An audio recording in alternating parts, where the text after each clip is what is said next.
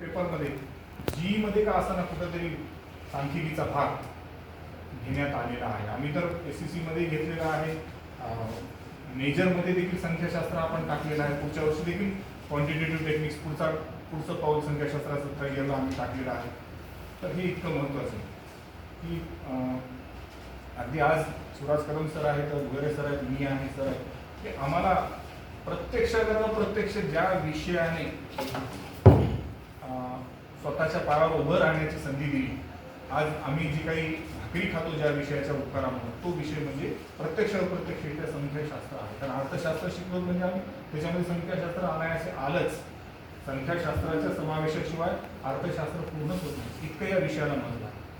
तर सांख्यिकी म्हणजे काय, तर माहितीचे संकलन, वर्गीकरण, सादरीकरण, विश्लेषण, निष्कर्ष काढणे, भविष्यकथन करणे, ह्या सगळ्या गोष्टी ज्या आहेत ते सांख्यिकीमध्ये येतात. तर पहा, आपल्याला स्पर्धा परीक्षा द्यायची म्हटलं, अगदी ग्रामसेवक तलाठीपासून तर कलेक्टरपर्यंतची स्पर्धा परीक्षा द्यायचं म्हटलं किंवा फॉरेन सर्व्हिसेसमध्ये परीक्षा द्यायचं म्हटलं, तर त्या ठिकाणी प्रत्यक्षपणे आणि अप्रत्यक्षपणे, किंवा म्हणत नाही बरं मी, प्रत्यक्षपणे आणि अप्रत्यक्षपणे संख्याशास्त्रावर आधारित प्रश्न विचारलेच जातात.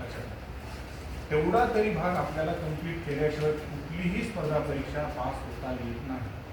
अगदी ग्रामसेवकापासून तर इंडियन फॉरेन सर्व्हिसेसमधल्या किंवा कलेक्टरच्या UPSCच्या परीक्षा, म्हणजे केवळ विद्यापीठाची परीक्षा नाही, MPSC असू द्या, UPSC असू द्या, बँकिंग असू द्या, स्टाफ सिलेक्शन बोर्ड असू द्या, की रेल्वे रिक्रुटमेंट बोर्ड असू द्या, ह्या एवढ्या वेगवेगळे जे काही शासनाचे जे काही परीक्षा घेणाऱ्या यंत्रणा आहेत, त्या ठिकाणी त्यांच्या सिलेबसमध्ये आणि प्रश्नपत्रिकेमध्ये संख्याशास्त्रावर आधारित प्रश्न हे कंपल्सरीली टाकले जातात.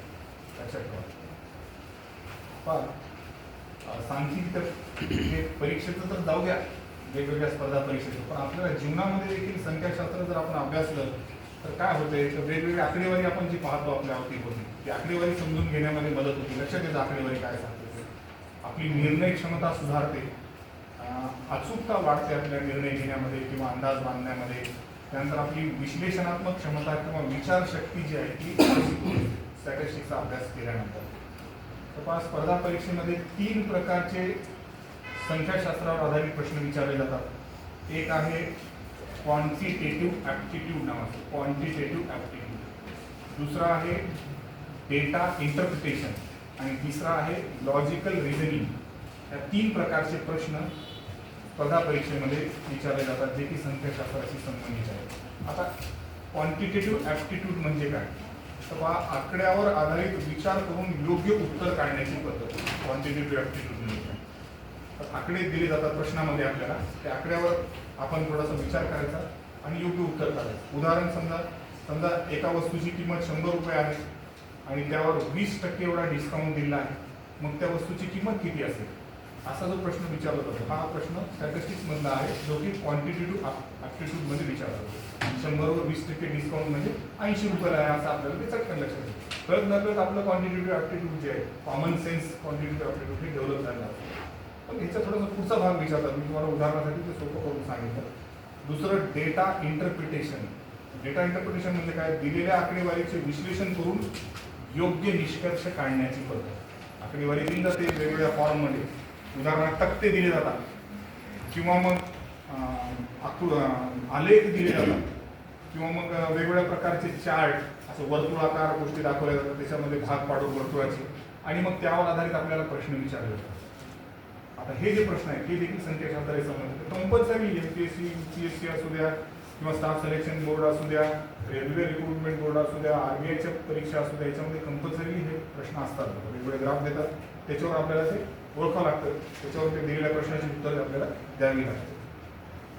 त्यानंतर लॉजिकल रिझनिंग या अंतर्गत देखील काही प्रश्न असतात. लॉजिकल रिझनिंग म्हणजे काय, दिलेल्या माहितीचा योग्य अर्थ लावून विचारपूर्वक निर्णय घेणे, त्याला लॉजिकल रिझनिंग असं म्हणतात. एक उदाहरण तुम्हाला सांगतो. समजा CAT कॅट बरोबर 24 असेल, त्यानंतर DOG डॉग बरोबर 26 असेल, तर BAT बॅट बरोबर किती, असा प्रश्न विचारला. लॉजिकल रिझनिंग CET कॅट बरोबर 24 आहे, DOG डॉग बरोबर 26 आहे, तर BET बॅट बरोबर किती? तर लॉजिक एकदम सिंपल आहे. इंग्रजी वर्णमालेमध्ये किती अल्फाबेट असतात बेटा? 26 असतात. ए ला 1 द्या आणि झेड 1 2 3 4 5 असं झेड पर्यंत 26 द्यायचं. मग या ठिकाणी काय केले पहा, CET कॅटमध्ये सीचं काय केले? 3 घेतले, एचं 1 घेतलं आणि टीचा जितका नंबर असतो ते घेतले आणि तिघाची बेरीज केली, 24 उत्तर आलं. DOG डॉगचं पण असं केलं, डी साठी 4 घेतलेला आहे, ओ साठी जो क्रम असेल तो घेतलेला आहे, जी साठी जो क्रम असेल तो घेतला, त्या तिघांची बेरीज केली आणि उत्तर 26 काढलं. मग आता BET बॅटचं काय करायचं? तसंच केलं, बीचं 2 घ्यायचं, एचं 1 घ्यायचं, 2 अधिक 1, मग टीचं 20वा क्रमांक घेतो, मग आता 1 अधिक 2 अधिक 20 म्हणजे 23. तर हे लॉजिकल रिझनिंग. तर हे अशा प्रकारे 3 प्रकारचे प्रश्न संख्याशास्त्रावर आधारित जे आहेत ते वेगवेगळ्या स्पर्धा परीक्षेमध्ये विचारले जातात. सुटकाच नाही लक्षात ठेवा. पण सुदैव हे आहे आपलं की अतिशय सोपं आहे. उगाच आपल्याला भीती वाटते किंवा कोणीतरी भीती दाखवतं, पण जेव्हा आपण ते शिकतो तेव्हा आपल्या असं लक्षात येतं की अरे हे किती सोपं आहे. इतकं हे सगळं म्हणजे आपण म्हणतो ना झाकली मूठ सव्वा लाख, तसं आपलं झाकली मूठ असल्यामुळे आपल्याला वाटतं किती अवघड आहे, पण मूठ काढल्यानंतर अतिशय सोपं आहे तसं ते आपल्याला वाटतं. आपण फार सुदैव की आपल्याला या ठिकाणी प्रोफेसर बेरे सर आणि कदम सर यांच्या रूपामध्ये हा विषय तुम्हाला चांगल्या प्रकारे शिकवणारे सर आपल्याला उपलब्ध आहेत. म्हणून मी तुम्हाला सगळ्यांना विनंती करतो, मी जास्त काही नागोत नाही, तुम्ही परीक्षेमध्ये बिझी आहात, फक्त या ठिकाणी एवढीच विनंती करतो की हा विषय आम्ही जीवनाच्या एका विशिष्ट टप्प्यावर सिरियसली घेतला आणि सर्व गोष्टी बाजूला सोडून म्हणजे अनावश्यक गोष्टी बाजूला सोडून केवळ या विषयाच्या अभ्यासावर तुटून पडलं. आणि मग सुरुवातीला काहीच लक्षात येत नव्हतं, तर हळूहळू सगळं लक्षात यायला गेलं. मेहनत केली की हळूहळू सगळं लक्षात यायला गेलं. सुरुवातीला खूप वेळ लागायचा, मग नंतर फार थोडाच वेळ, नंतर एकदा वाचले की सुरुवातीला 100 वेळेस वाचलं तरी लक्षात येत नाही. नंतर मेहनत करत गेलो, आता तर नुसतं असं नजर टाकली की लक्षात येईल स्टॅट मधला. तसंच म्हणजे बेस पक्का तयार होतो ना आपला बेस सुरुवातीला. तसं तुम्ही सर्व बाकी अनावश्यक गोष्टी बाजूला ठेवून संख्याशास्त्र, गणित आणि आपला आर्ट असेल तरी त्या गोष्टी महत्त्वाच्या आहेत आर्टमध्ये.